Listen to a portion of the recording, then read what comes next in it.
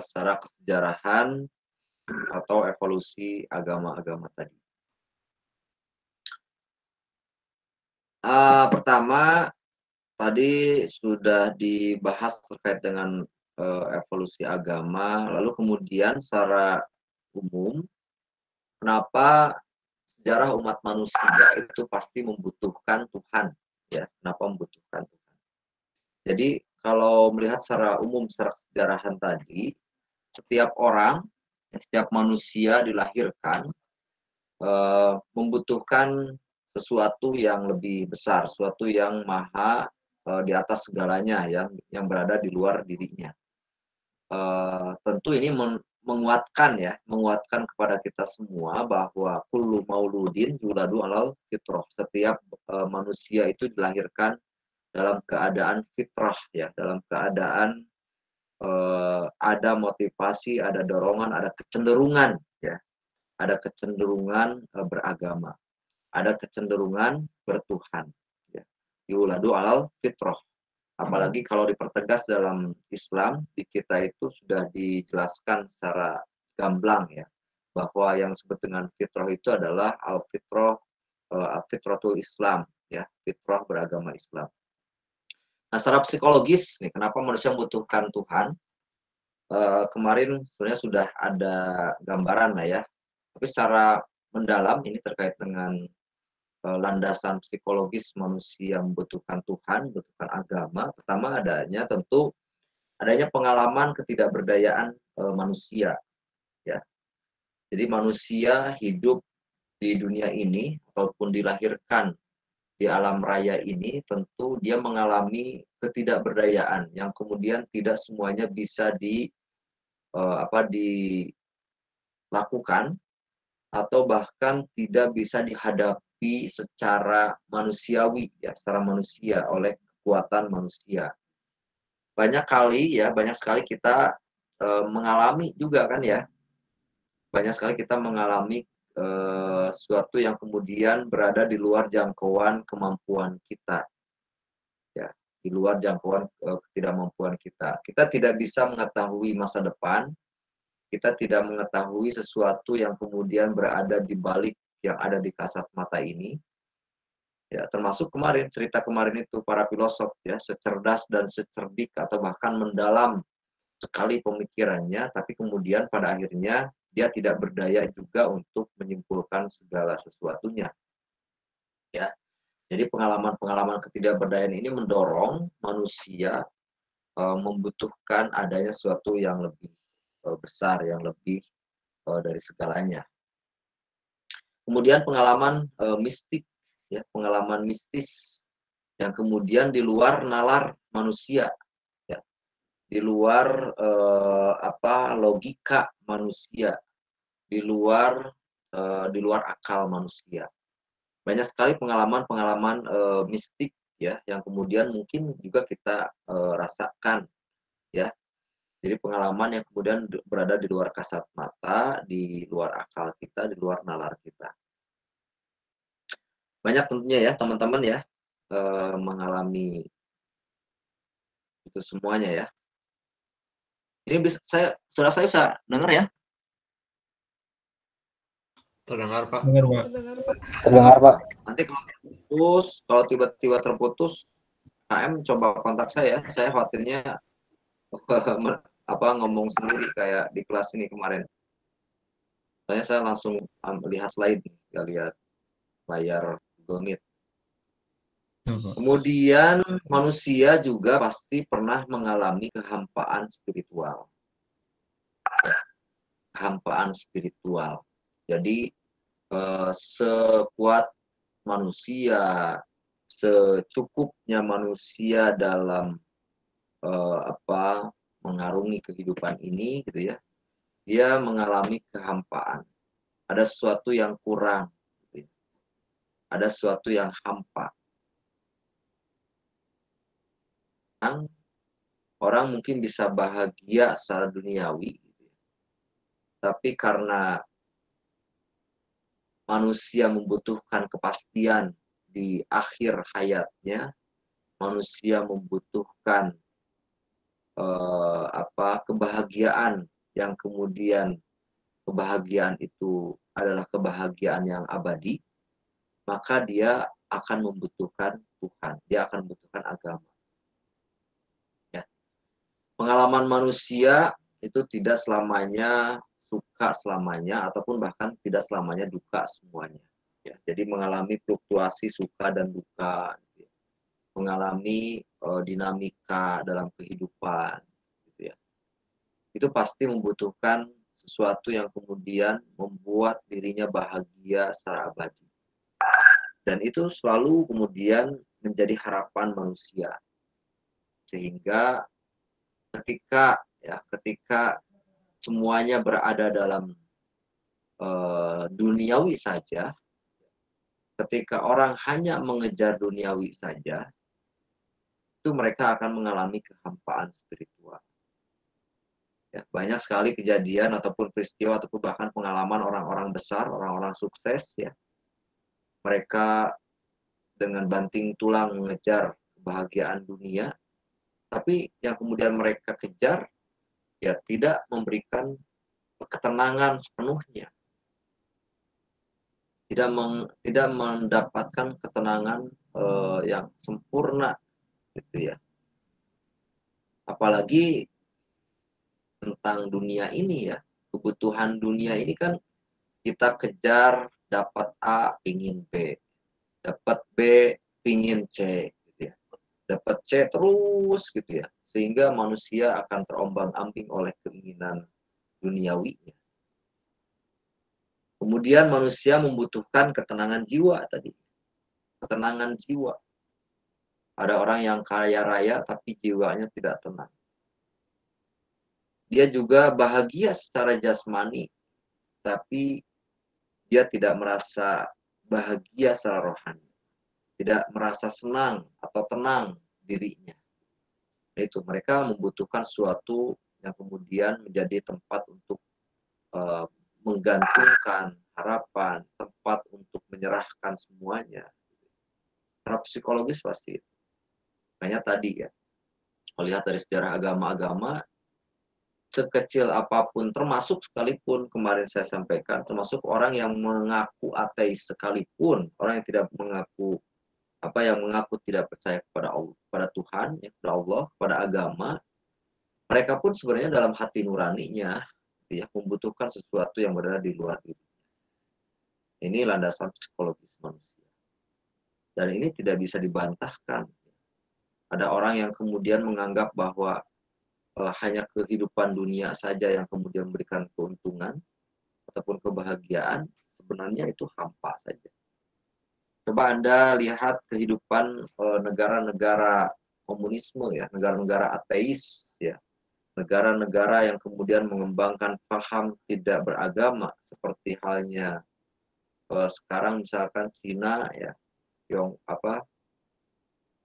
negara Tiongkok ya.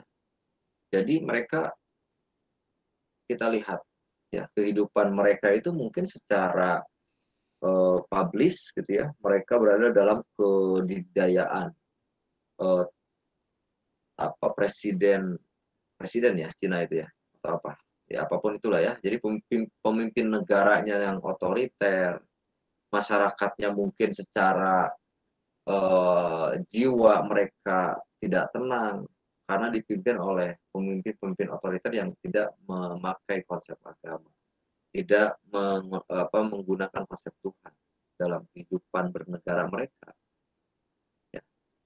Jadi serba serba hidup dalam, tekanan, eee, aturan-aturan duniawi. Kemudian secara sosiologis, ya, pergumulan dengan ketidakpastian. Nah ini ya, jadi sekuat apapun orang mengejar keinginannya, ya, sekuat apapun mereka merencanakan, kita merencanakan konsep ataupun perencanaan terbaik, gitu ya, tentu semuanya berada dalam ketidakpastian. Karena manusia tidak tahu apa yang kemudian akan terjadi besok. Manusia tidak akan tahu apa yang kemudian dapat dialaminya besok. Semuanya serba dalam ketidakpastian. Maka tentu secara sosiologis ya, mereka membutuhkan tempat untuk bergantung, tempat untuk menyerahkan segala apa yang kemudian dia inginkan ataupun dia rencanakan. Kebertuhanan manusia, nah ini sudah berjalan sejak dahulu ya, berevolusi dan misalnya politeisme, kemudian tadi apa, satu lagi Helenisme ya, dan lalu kemudian monoteisme, animisme, dinamisme, ya, terus berevolusi. Mereka terus mencari ya, eh, Tuhan mereka sesuai dengan kemampuan dasar awal mereka. Meskipun nanti kita akan bahas sebenarnya para agama atau para nabi ya. Para nabi pun sudah membawa konsep tauhid, membawa agama Islam. Dinamisme, mereka baru mengenal bahwa kekuatan ya, kemudian sesuatu yang maha besar itu adanya di benda-benda. Artinya apa? Artinya yang kasat mata ya, yang sangat sifatnya kasat mata, yang sifatnya bisa langsung dilihat oleh mata, memiliki kekuatan. Ya, dinamisme. Seperti hanya di Indonesia, mereka percaya kepada batu, gunung, kan gitu ya. Percaya kepada keris dan seterusnya. Itu ajaran-ajaran dinamisme. Kemudian animisme, mereka percaya kepada roh-roh, ya, percaya kepada sesuatu yang kemudian menurut mereka memiliki kekuatan yang disebut dengan roh itu. Ya. Meskipun ada kaitan erat dengan tadi dinamisme. Kalau dinamisme itu jelas kelihatan barangnya ataupun bendanya. Animisme mungkin ada tingkatannya lebih tinggi ya daripada dinamisme. Karena di animisme ini mungkin sudah sedikit mereka percaya pada sesuatu yang tidak terlihat, roh ini. Nah, baru masuk ke politeisme. Nah, politeisme gitu ya. Roh-roh itu kemudian diwujudkan dalam bentuk dewa-dewa ya. Dalam bentuk dewa-dewa yang banyak sesuai dengan fungsi dan tugasnya. Kita dulu mengenal dewa-dewa di zaman Yunani ya. Ada dewa-dewa Zeus ya, kemudian Hercules dan seterusnya gitu ya. Ini dengan tugasnya masing-masing. Ya, seperti hanya di Indonesia politeisme ini kemudian berkembang, ada dewi-dewi sesuai dengan tugasnya. Dewi padi misalkan, dewi dengan nama Dewi Sri-nya, dengan dewi-dewi yang lainnya, dewa-dewa yang lainnya. Itu ajaran-ajaran yang kemudian muncul dari politeisme. Banyak dewa sesuai dengan tugas dan fungsinya. Makanya kemudian sesuai dengan tugas dan fungsinya itu kemudian mereka berjalan menurut pemahaman politeisme. Artinya belum kepada sesuatu yang kemudian sangat supranatural ataupun sangat gaib ya. Politeisme itu bahkan hadir ya dari khayalan-khayalan sejarah masa lalu ya, yang kemudian berwujud menjadi dewa-dewa yang kasat mata, yang tidak terlihat oleh mata. Dan kemudian berwujudlah menjadi legenda kan gitu ya. Hanya sebuah legenda saja. Dan lalu kemudian tadi apa? Yang keempat itu Helenisme ya. Nah, ada kemudian berkembang mereka menganggap bahwa kalau dewa-dewa tadi itu halusinasi dari sejarah masa lalu yang kemudian mereka anggap sebelumnya ada gitu ya.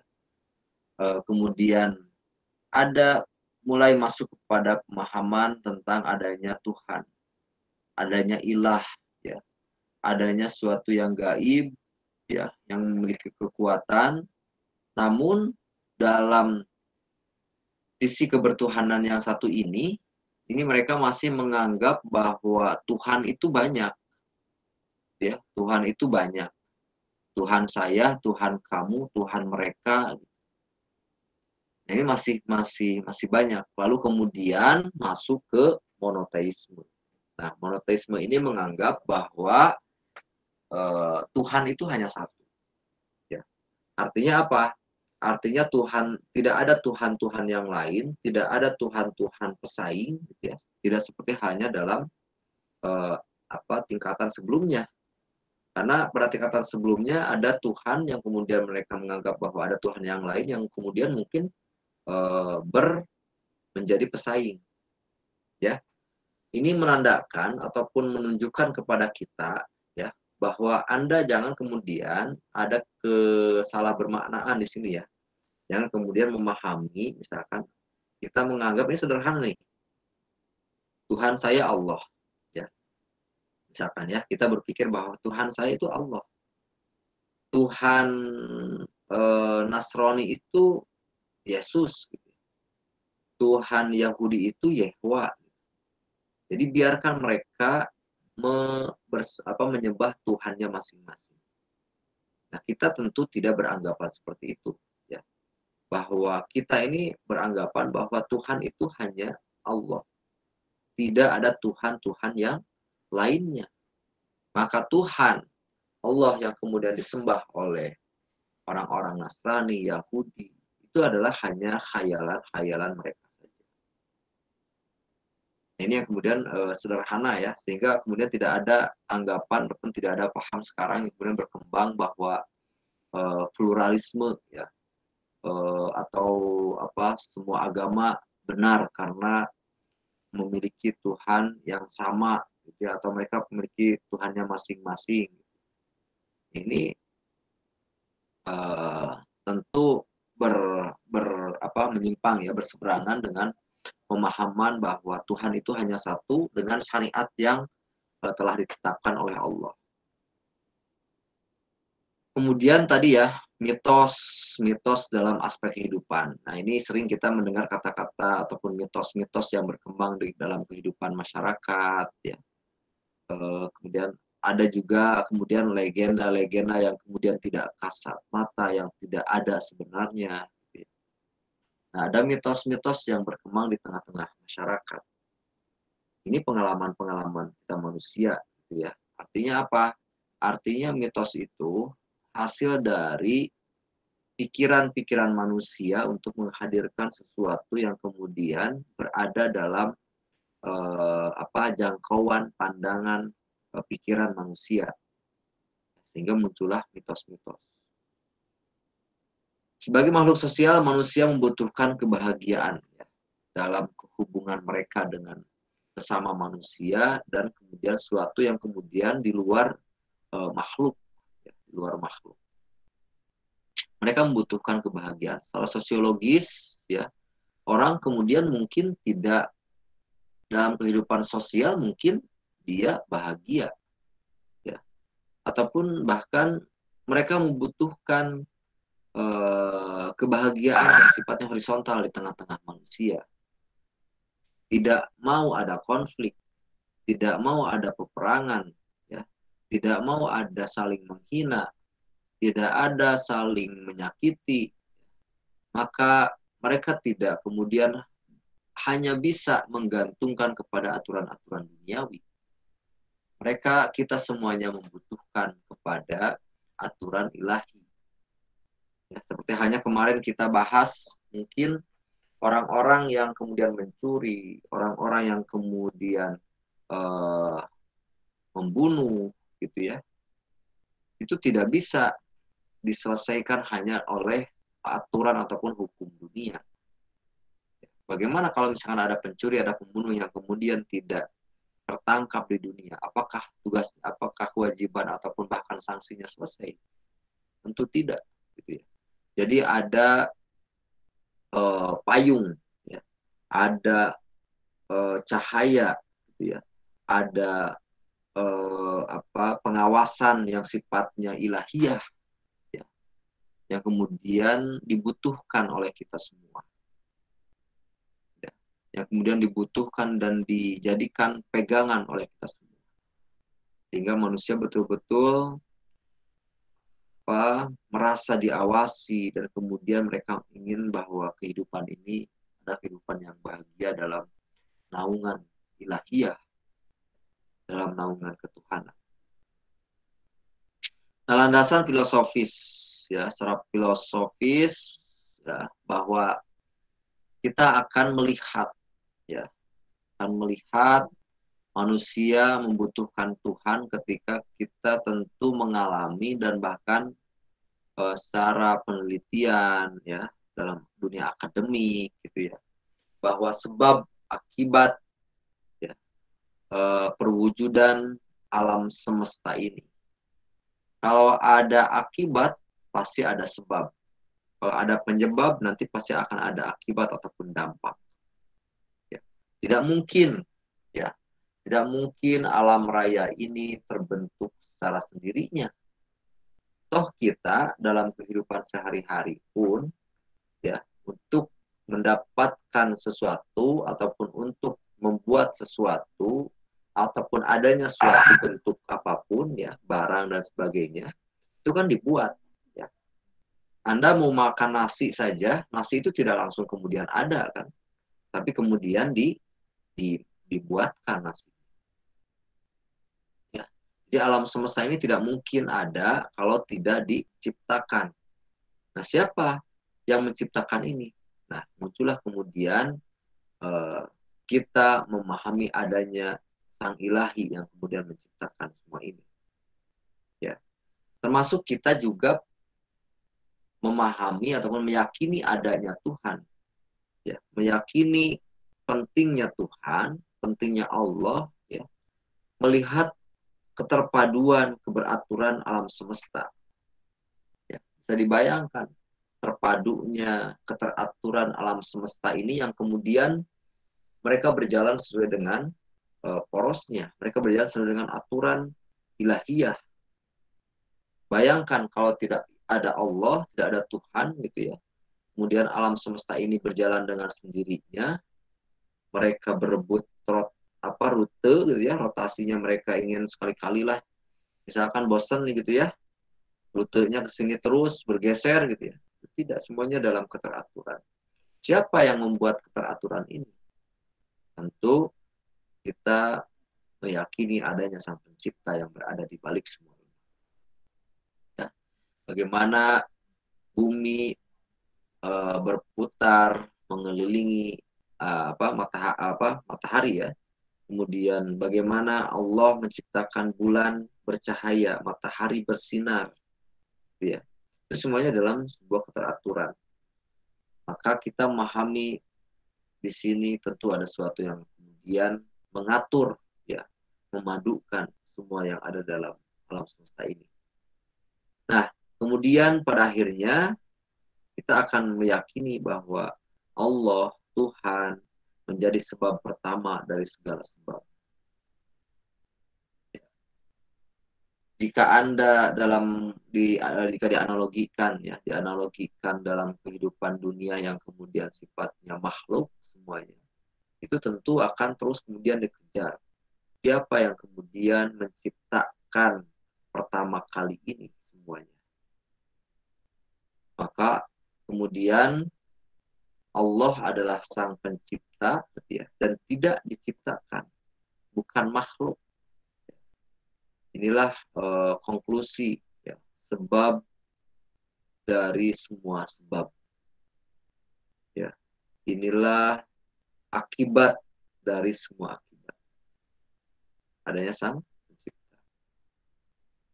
Kemudian secara teologis ya, bahwa dalam kehidupan beragama ini gitu ya, dalam kehidupan menjalankan aturan-aturan norma di dunia ini gitu ya, maka pengetahuan Tuhan ya, pengetahuan tentang Tuhan, pengetahuan kita tentang Allah, pengetahuan kita tentang baik dan buruk, pengetahuan kita tentang cara beragama itu tidak terjadi atas prakarsa manusia sendiri. Ya. Jadi manusia tidak akan tahu ya, kemarin sudah saya sampaikan. Manusia itu terbatas, akalnya terbatas.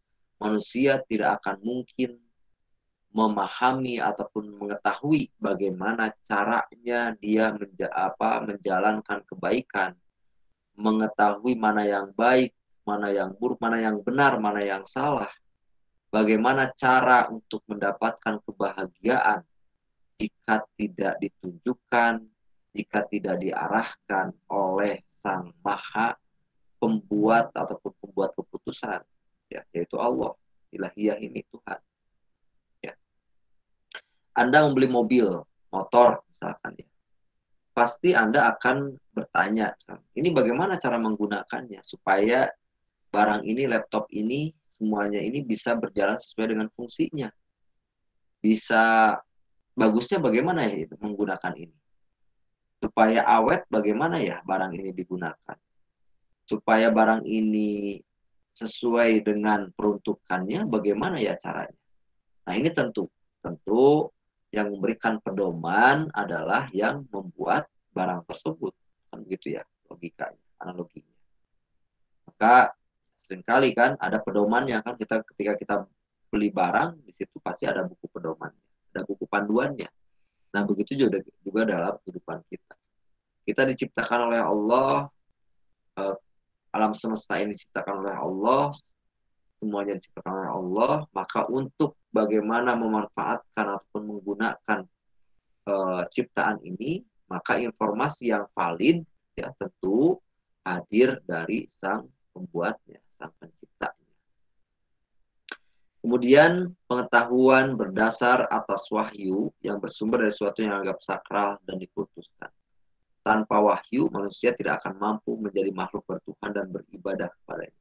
Itu kita tidak bisa menjalankan sesuatu yang kemudian dianggap hanya baik ataupun benar menurut manusia. Benar menurut manusia belum tentu benar menurut Allah. Baik menurut manusia belum tentu baik oleh Allah. Karena semuanya hanya opini. Semuanya hanya anggapan saja. Kembali bahwa informasi ataupun bimbingan, pedoman yang valid itu harus hadir dari sang penciptanya. Kita lanjut ya, di terakhir. Bahwa manusia adalah makhluk beragama, ya. Bahwa beragama adalah fitrah manusia. Nah ini Quran yang kemudian Anda bisa nanti kaji. Ya. Manusia adalah makhluk yang kemudian memiliki fitrah beragama, bahwa Islam pada akhirnya menjadi sebagai satu-satunya agama samawi. Ya. Agama samawi itu agama yang diciptakan oleh sang pencipta, oleh Allah. Berbeda dengan agama duniawi ya, atau agama tabi'i, agama yang diciptakan berdasarkan akal manusia. Agama yang diciptakan oleh akal manusia ya itu masuknya kepada agama tabi'i, agama budaya. Nah, Islam adalah agama satu-satunya adalah ya, sebagai agama samawi yang diciptakan oleh Allah. Seperti halnya tadi ini, Islam sebagai agama sepanjang zaman, agama semua nabi. Yang kemudian tadi disempurnakan oleh Allah. Dan inna dina indallahil Islam, bahwa agama Islam Allah ya yang kemudian menciptakan ataupun membuat pedoman dalam bentuk agama, ya agama Islam inilah satu-satunya agama yang diridhoi oleh Allah. Itu ya. Saya tidak akan cek imannya sudah masuk semua ini.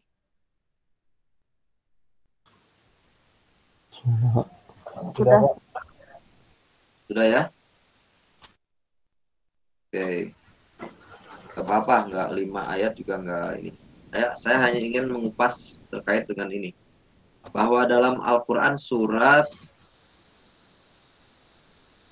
dulu ya.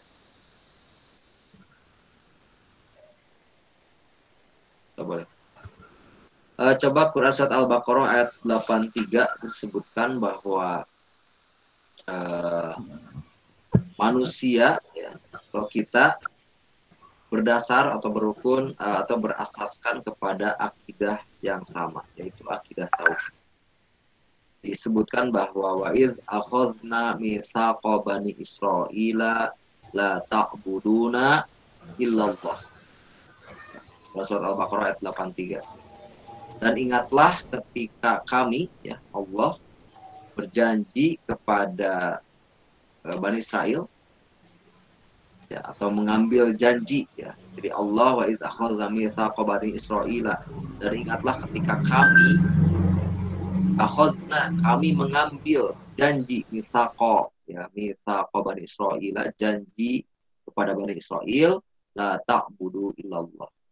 Janganlah engkau beribadah kepada selain Allah. Jadi ini jelas, ya, Allah pernah mengambil janji kepada semua Bani Israel, yang kemudian Bani Israel itu kemudian terkotak-kotak, ya.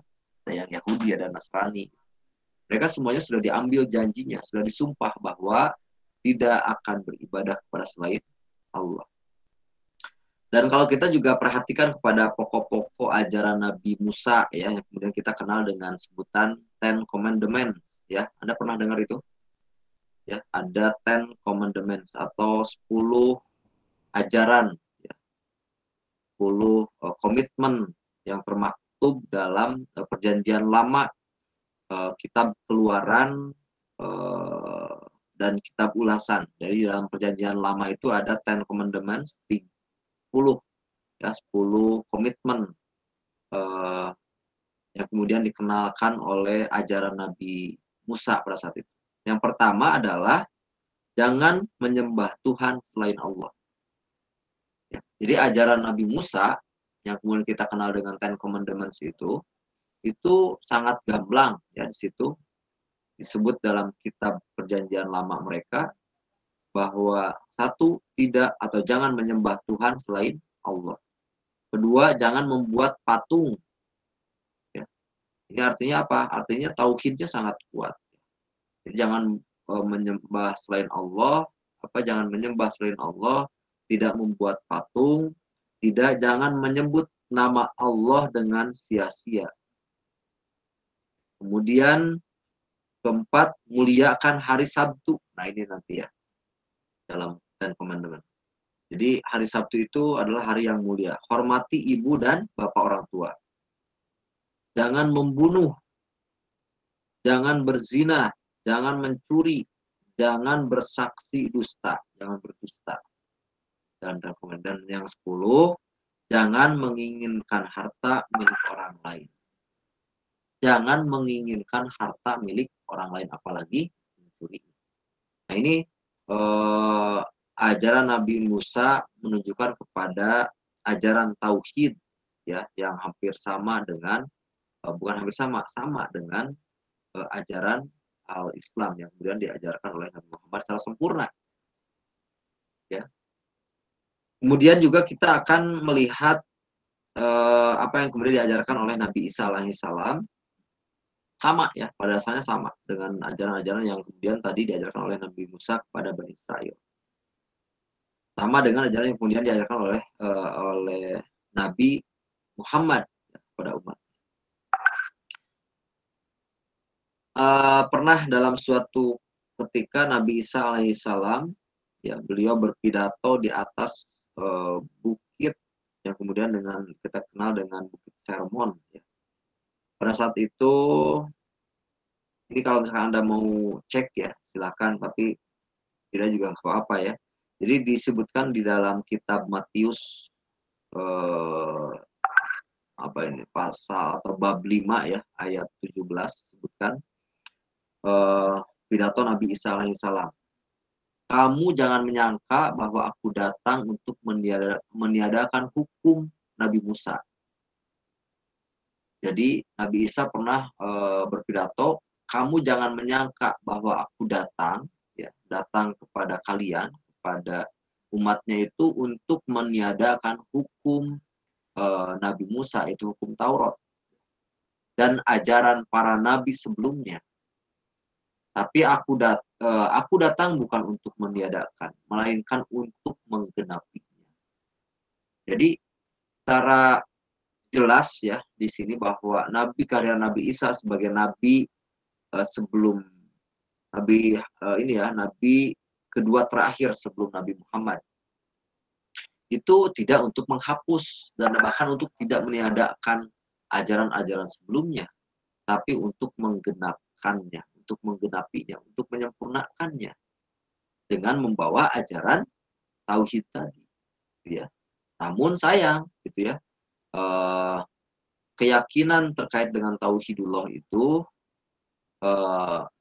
orang-orang Yahudi itu kemudian menyelewengkan, ya, menyimpang, mereka menyekutukan Allah, mereka mengkhianati tauhid, ya, sehingga Anda bisa baca dalam Quran surat At-Taubah, ya, Quran surat At-Taubah ayat 30 sampai 31. Wa qalatil yahudu Uzairu ibnullah. Nah, ya, dan orang-orang Yahudi mengatakan bahwa Uzair, ya, adalah anak Allah. Wa qalatin nasara al-masihu ibnullah. Ya. Jadi orang-orang Nasrani menganggap bahwa Al-Masih, ya, Isa itu adalah anak Allah. Nah, inilah yang kemudian membuat kelompok Yahudi, agama Yahudi dan Nasrani kemudian menyimpang dari ajaran tauhid. Padahal dari awal, ya, Nabi Musa, Nabi Isa, nabi-nabi sebelumnya itu semuanya mengajarkan tauhid, semuanya mengajarkan agama Islam. Kemudian menyimpang. Kemudian ada juga hadis yang menyebutkan, ya, bahwa sebenarnya dulu itu, ya, semua manusia, ya, manusia itu memiliki di umat-umat terdahulu memiliki hari ibadah yang sama, yaitu hari Jumat. Makanya Jumat itu adalah hari yang istimewa, hari rayanya umat manusia pada awalnya. Jadi Jumat itu kemudian menyimpang, ya.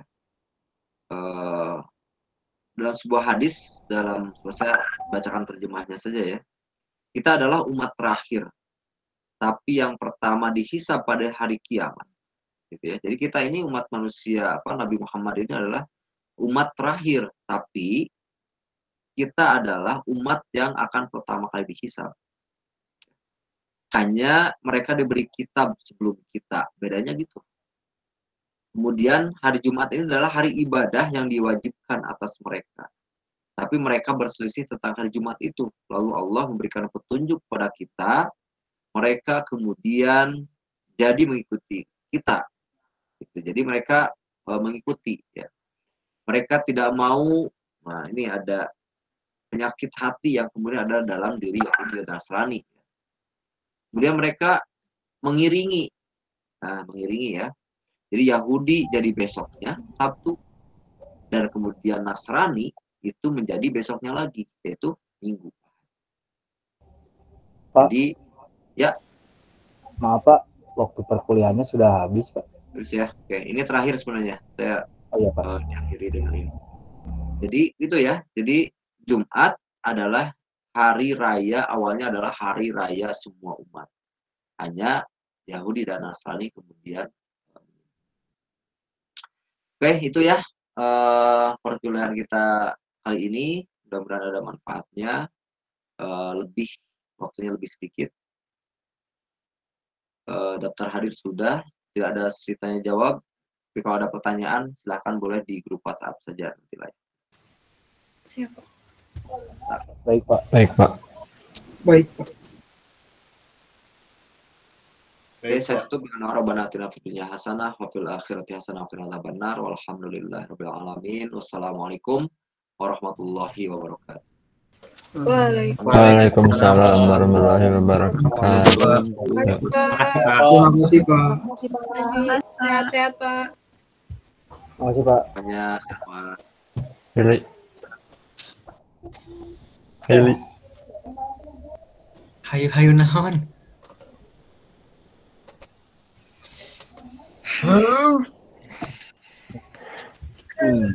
Saya beda main.